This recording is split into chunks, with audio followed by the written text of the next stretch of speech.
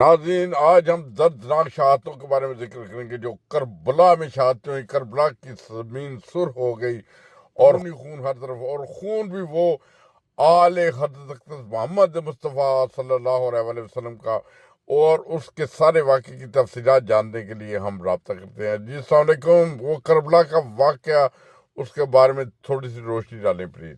وعلیکم السلام۔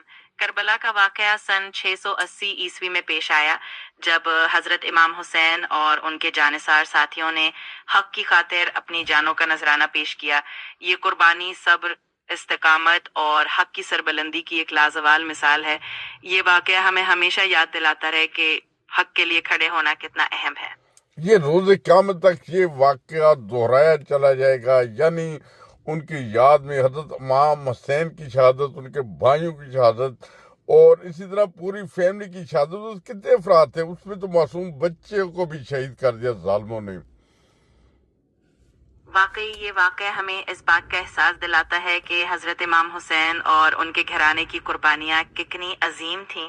ان کی یاد اور ان کی قربانیوں کا ذکر ہمیشہ زندہ رہے گا اور ہمیں صبر، حق اور انصاف کے راستے پر چلنے کی ترغیب دیتا رہے گا۔ مجھے حضرت امام حسین کے واقعہ کا بتائے کہ جب ان کے ساتھ ایسا دل خراش واقعہ پیش آیا، یعنی نواسہ رسول صلی اللہ علیہ وآلہ وسلم کو شہید کیا گیا، ان کے خاندان کو ختم کیا گیا، معصوم بچوں کو شہید کیا گیا، اس وقت بھی کوئی عالم دین تھے جنہوں نے ایسے فتوے لگائے تھے ان کے اوپر؟ جی، تاریخ میں یہ بات ملکی ہے کہ اس وقت کچھ ایسے لوگ موجود تھے جو خود کو عالم دین کہتے تھے اور انہوں نے یزید کی حمایت میں فتوے بھی دیے، مگر وقت نے یہ ثابت کیا کہ حضرت امام حسین کا موقف اور ان کی قربانی حق اور سچ کی راہ میں تھی، اور یہی وجہ ہے کہ آج تک ان کی قربانی کو عزت اور احترام سے یاد کیا جاتا ہے۔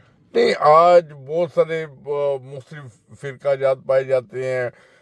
سنی خود کو ٹھیک کہتے ہیں، شیعہ خود کو ٹھیک کہتے ہیں، دیوبندی خود کو ٹھیک کہتے ہیں، بریلوی خود کو ٹھیک کہتے ہیں۔ کیا اس وقت کون سا فرقہ تھا جب یہ واقعہ رونما ہوا؟ اس زمانے میں اسلام میں فرقہ وارانہ تقسیم آج جیسی واضح نہیں تھی۔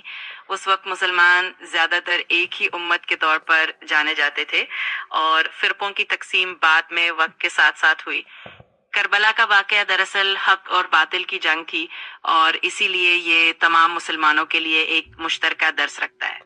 نہیں، وہ تو ٹھیک ہے۔ آج دیکھیں فرقوں میں بٹ گئے ہیں۔ آج ویسے فرقوں کی بات کرتے ہیں، میرا یہ فرقہ ہے، میرا یہ فرقہ ہے۔ کیا ہر کوئی اپنے آپ کو، خود کو مسلمان کے یہ کافی نہیں ہے، یا اپنے فرقے کا تعارف کروانا بہت ضروری ہوتا ہے؟ بالکل، اصل میں سب سے اہم بات یہی ہے کہ ہم سب خود کو مسلمان سمجھیں اور اسی پہچان کو اپنی اصل شناخت سمجھیں۔ فرقے تو وقت کے ساتھ ساتھ وجود میں آئے، مگر سب سے بڑھ کر انسانیت، محبت اور ایک دوسرے کے لیے احترام کو اپنانا ہی اصل مقصد ہونا چاہیے۔ نہیں، فرقوں کی آڑ میں آ کے آج کوئی اپنے بزرگوں کی قبروں کے اوپر وہ چڑھاوے چڑھا رہا ہے، کوئی ان سے منتیں مانگ رہا ہے۔ یہ ایسی تعلیمات پائی جا رہی ہیں کہ جو خود کو مسلمان کہتے ہیں مگر دیکھنے میں نہیں لگتے۔ کیا یہ جو نبی کریم صلی اللہ علیہ وسلم کے زمانے میں ایسی حرکات کون کیا کرتے تھے؟ نبی کریم صلی اللہ علیہ وآلہ وسلم کے زمانے میں شرک اور بدعت کو ختم کرنے پر بہت زور دیا گیا تھا، اور لوگوں کو خالص توحید کی تعلیم دی گئی تھی۔ وقت گزرنے کے ساتھ ساتھ مختلف رواجات اور رسوم شامل ہو گئیں، لیکن بنیادی طور پر یہ ضروری ہے کہ ہم دین کی اصل تعلیمات کو سمجھیں اور اسی کے مطابق عمل کرنے کی کوشش کریں۔ نہیں، تو یہ تو شرک سے تو حضور صلی اللہ علیہ وسلم نے سختی سے منع کیا تھا، مگر کیا آج اس زمانے میں ہمیں کہ جہاں ہر طرف شرک ہی شرک نظر آتا ہے، کوئی مزار بنائے ہوئے ہیں، کسی قبریں بنائی ہیں، کوئی قبروں کو پوج رہا ہے۔ کیا قرآن کریم میں اس قسم کی کوئی تعلیم ہے کہ آپ زندہ انسانوں سے مانگے یا مردوں سے بھی مان سکتے ہیں؟ قرآن کریم میں توحید پر بہت زور دیا گیا ہے اور ہمیں صرف اللہ ہی سے مانگنے کی تلقین کی گئی ہے۔ زندہ ہو یا مردہ، قرآن یہی سکھاتا ہے کہ مدد اور حاجت کے لیے براہ راست اللہ کی طرف رجوع کیا جائے۔ اس لیے ہمیں بھی کوشش کرنی چاہیے کہ دین کی اصل روح کو سمجھیں اور اس پر عمل کریں۔ بہرحال ابھی یہ جو سانحہ ہے، جو سانحہ اتنا عظیم سانحہ ہے، اتنا بڑا سانحہ ہے کہ کبھی قیامت تک یہ بلایا نہیں جا سکتا۔ اس کے اوپر تمام امت کو نہ تو سیاست کرنی چاہیے بلکہ مشترکہ طور پہ تمام لوگوں کو جو خود کو مسلمان کہتے ہیں ان کے غم کی یہ گھڑی یہ دن اس میں سوگوار ہونا چاہیے، اور اس میں ویسے میں تو کہتا ہوں کہ امت کے لوگوں کو ان چند دنوں میں روزے رکھنا چاہیے، دعا کرنی چاہیے حضرت امام حسین کے لیے، ان کی فیملی کے لیے، ان کے خاندان کے لیے۔ آپ کی بات بالکل درست ہے، یہ واقعہ ہمیں اتحاد، صبر اور حق کی خاطر قربانی کا درس دیتا ہے۔ اس موقع پر تمام مسلمانوں کو چاہیے کہ وہ مل جل کر اس غم کو محسوس کریں، دعائیں کریں، اور اگر ممکن ہو تو روزے رکھ کر بھی اس قربانی کو یاد رکھیں۔ یہ ہمیں ایک دوسرے کے قریب لانے کا بھی ایک ذریعہ بن سکتا ہے۔ دیکھیں آج گھر گھر میں فریج پڑا ہے، گھر گھر میں پانی ہے، پانی کی کمی نہیں ہے، بوتلیں ہیں پانی کی۔ وہ جو صحراؤں میں بیٹھے ہوئے تھے، جو خیموں میں بیٹھے ہوئے تھے، ان کے خیمے جلا دیے گئے، ان کے خاندان کو شہید کر دیا گیا۔ وہ میرے حساب سے تو ان دنوں میں روزے رکھیں، انہیں پتہ چلے لوگوں کو پیاس کیسی ہے، اور وہ صحرا کی پیاس ایک ایک بوند پانی کو ترستے تھے وہ، اور ان ظالموں نے انہیں شہید کر دیا۔ یہ تاریخی واقعہ ہمیں صبر، استقامت اور قربانی کی اہمیت کا احساس دلاتا ہے۔ یہ دن ہمیں یہ بھی یاد دلاتے ہیں کہ ہمیں نعمتوں کی قدر کرنی چاہیے اور ان لوگوں کی قربانی کو ہمیشہ یاد رکھنا چاہیے جنہوں نے حق کے لیے اپنی جانیں قربان کر دی۔ آپ کی بات بالکل درست ہے کہ اس موقع پر روزے رکھ کر ان کے صبر اور پیاس کو یاد کرنا بھی ایک خوبصورت طریقہ ہے۔ دوسری طرف میں دیکھتا ہوں کہ شربت دیے جا رہے ہیں اور دودھ بانٹا جا رہا ہے، سب کچھ ہو رہا ہے، ٹھیک ہے، اچھی بات ہے، ان کی عقیدت میں، ان کی محبت میں یہ نہیں کہتا یہ غلط ہے، مگر ان کے صبر اور استقامت کا تب پتہ چلے گا کہ ہم ان دنوں میں روزے رکھیں، ان دنوں میں سوچیں کہ یار بھوک کیسے انہوں نے برداشت کی ہوگی، ان ریگستانوں میں پانی کی ایک ایک بوند کو کیسے ترسے ہوں گے، اور وہ بچے کیسے تڑپ شہید ہوئے ہوں گے۔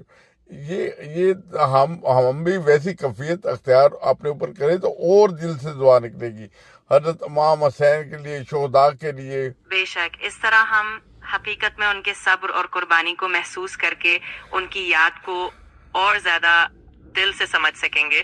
یہ ہمیں ان کی قربانی کی اصل روح تک لے جائے گا اور ان کے لیے ہماری دعائیں بھی یقیناً زیادہ خلوص اور محبت کے ساتھ ہوں گی۔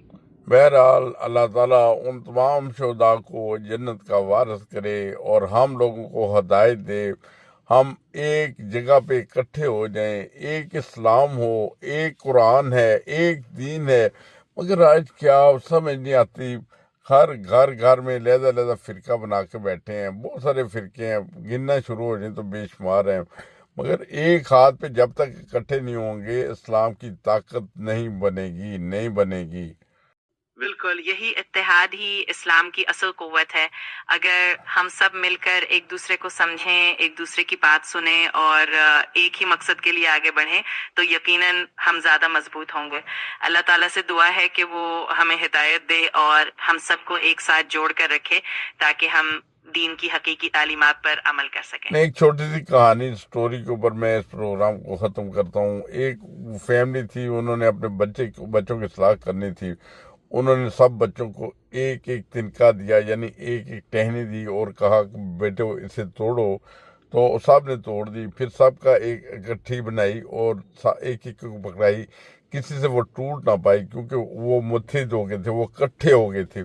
آج اسلام بھی اگر اکٹھا ہو جائے گا تو اسے کوئی دنیا کی طاقت نہیں توڑ سکتی، مگر جب تک ہم بکھرے رہیں گے ہر کوئی پکڑے گا ہمارے۔ یہ مثال بہت خوبصورت ہے اور واقعی ہمیں اتحاد کی اہمیت کو بہت اچھے طریقے سے سمجھاتی ہے۔ اگر ہم سب مل کر ایک ہوں گے تو کوئی بھی ہمیں نقصان نہیں پہنچا سکے گا۔ یہی پیغام ہے جو ہمیں آگے لے کر چلنا چاہیے۔ بہت شکریہ آپ کا کہ آپ نے اتنی خوبصورت بات کے ساتھ پروگرام کو ختم کیا۔ بہت شکریہ آپ کا بھی، آپ نے ہمارے ساتھ تعاون کیا اور اس بات چیت میں حصہ لیا جس کی منتخبات سے زیادہ ضرورت ہے۔ السلام علیکم ورحمۃ اللہ۔ وعلیکم السلام ورحمۃ اللہ وبرکاتہ۔ مجھے بھی آپ سے بات کر کے بہت اچھا لگا۔ اپنا خیال رکھیے گا، پھر ملیں گے۔ بہت شکریہ۔